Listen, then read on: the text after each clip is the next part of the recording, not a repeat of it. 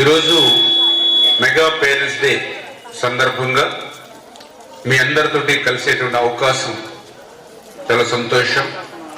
ఎందుకంటే ఈరోజు ఈ సమాజంలో విద్య యొక్క ప్రాధాన్యత, విద్య యొక్క ప్రాముఖ్యత మనందరికీ తెలుసు.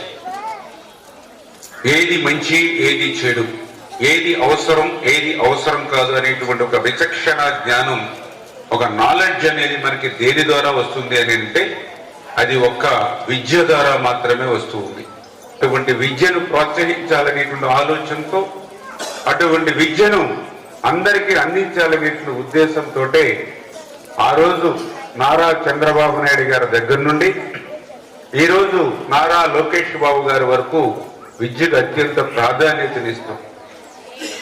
ఎందుకంటే మీరు చూసారు, గతంలో కూడా ఆ రోజు ఎడ్యుకేషన్, ముఖ్యంగా ఇంజనీరింగ్ కాలేజీల్లో సీట్ల కోసం తమిళనాడు, కర్ణాటక, మహారాష్ట్ర ఇట్లా ఇతర రాష్ట్రాలకి పోయి లక్షల రూపాయల డొనేషన్లు కట్టి చదువుకునేటువంటి రోజుల్లో ఆ రోజు చంద్రబాబు నాయుడు గారు మన ఆంధ్రప్రదేశ్ రాష్ట్రంలోనే పెద్ద ఎత్తున 300 ఇంజనీరింగ్ కాలేజీలు పైబడి రాష్ట్రంలో ఇచ్చారని అంటే విద్య పట్ల ఆయనకు ఉన్నటువంటి ప్రాధాన్యత.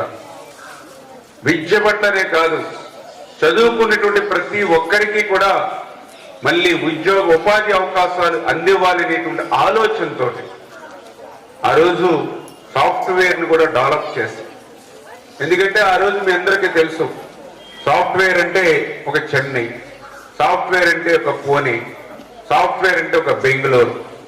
కానీ ఆ రోజు చంద్రబాబు నాయుడు గారు ఆలోచన చేసి సాఫ్ట్వేర్ అంటే చెన్నై, పూణే, బెంగళూరు కాదు, సాఫ్ట్వేర్ అంటే హైదరాబాద్ అని ఒక సైబరాబాద్ నగరాన్నే ఆ రోజు చంద్రబాబు నాయుడు గారు రూపకల్పన చేశారని అంటే కేవలం విద్యను అందించడమే కాదు, వాళ్ళకి ఉద్యోగ ఉపాధి అవకాశాలు కూడా కల్పించాలనేటువంటి ఆలోచన ఆ రోజు చంద్రబాబు నాయుడు గారు అడుగడుగును. అంతేకాదు మీరు చూశారు, ఈరోజు మీ అందరికీ కూడా మంచి చదువు రావాలని అంటే ఖచ్చితంగా టీచర్లు ఉంటేనే మీకు సాధ్యమవుతుంది. టీచర్లు లేకుండా మీరు స్కూల్కి వచ్చినా, పాఠాలు చెప్పేటువంటి వాళ్ళు లేకపోయినా, 2-3 క్లాసులకు కలిపి ఒకే టీచర్ మీకు బోధించినా మనకి ఆ లెసన్ అర్థం కాదు, చదువు అవ్వదు. తద్వారా మన భవిష్యత్తు అంతా కూడా అంధకారం అవుతుంది. అటువంటి పరిస్థితుల్లో గత 5 సంవత్సరాల వైసీపీ పాలనలో 5 సంవత్సరాల ఒక్క టీచర్ పోస్ట్ కూడా భర్తీ చేయాల.